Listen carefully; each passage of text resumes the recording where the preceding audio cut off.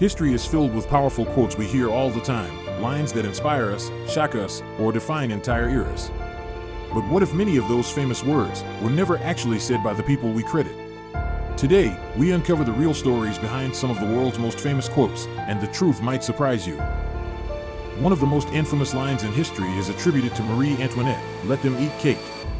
It's often used as proof she was cruel and out of touch with starving citizens before the French Revolution. But historians found no record she ever said it. The phrase actually appeared in a book written years earlier by Jean-Jacques Rousseau, describing an unnamed princess. By the time the revolution began, the quote had simply been pinned on her to fuel public anger. The quote, "I disapprove of what you say, but I will defend to the death your right to say it," is almost always credited to Voltaire.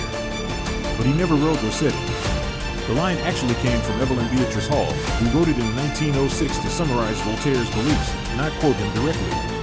Over time, people forgot the explanation and assumed it was his exact words. You've probably seen motivational posts quoting Mahatma Gandhi, "Be the change you wish to see in the world." But Gandhi never phrased it that way. The closest authentic statement from his writings is much longer and more complex. The modern quote is actually a simplified paraphrase that evolved decades later because it sounded more powerful and easier to share.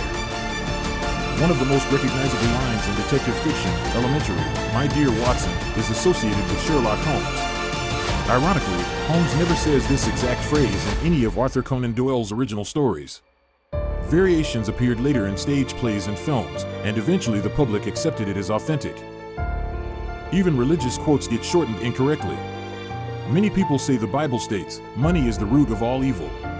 But the actual verse from the Bible says, "The love of money is the root of all kinds of evil." That missing phrase completely changes the meaning, from condemning money itself to warning about greed. History doesn't just record words, it reshapes them.